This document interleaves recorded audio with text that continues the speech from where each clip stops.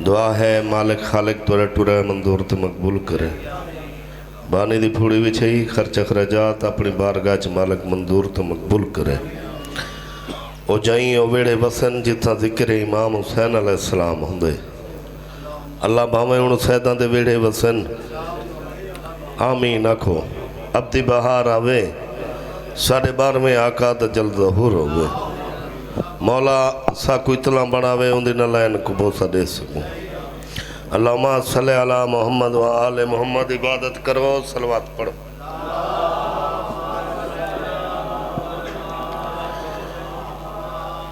कोई लंबी चौड़ी मजलिस नहीं।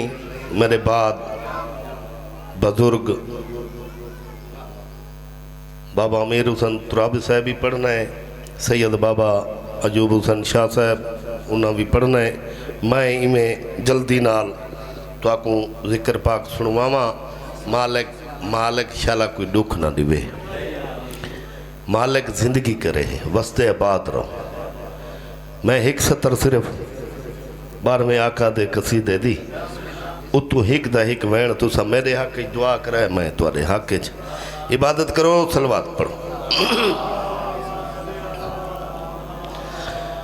वादत दे शाकार दिलोड़े वादत दे शाकार दिलोड़े वादत दे शाकार दिलोड़े वादत दे शाकार दिलोड़े हुण मादी सरकार दिलोड़े वादत दे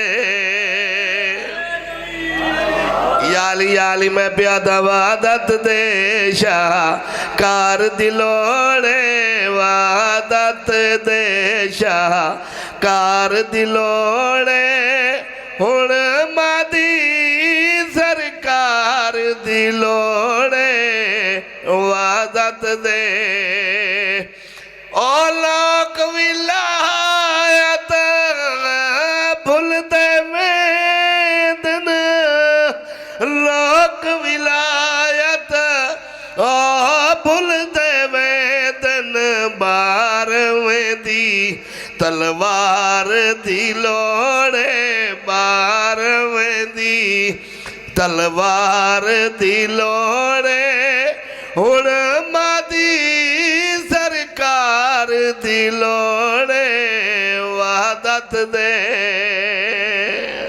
मालिक तुहाडी जिंदगी करे। इवें जल्दी नाल शेर पढ़ना चाहना। हलालियां मवालियां दे 8 वंजे न ओ इस तक बाल रसूल करे दे इस तक बाल और रसूल करे दे होर जैसे किरदार दी लोड़े होर जैसे किरदार दी लोड़े हुण मादी सरकार दी लोड़े वादत दे। याली याली बस फज़ाइल इतना काफ़ी। मालिक जिंदगी करे जो वादा कीते हिक दा हिक वैन। अल्लाह दुआ तुहाडे कीते मंगदा मालिक शाला कोई दुख ना दिवे तो मालिक कह कमीने दा मुताज ना करे। बस आबाद रहो। इतनी वैन सुनो। पिया पढ़दा हुण याद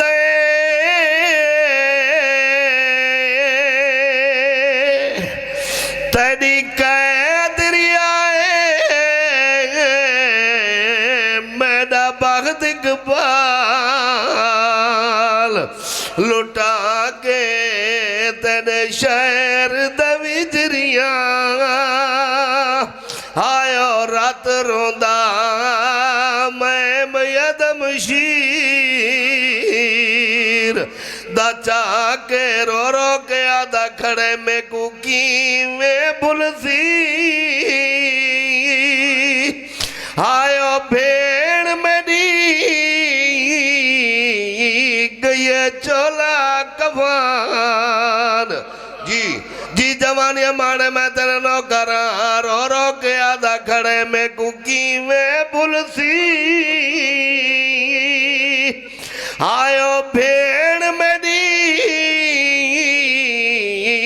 दइए चोला कफान बना के तेरे शाम दे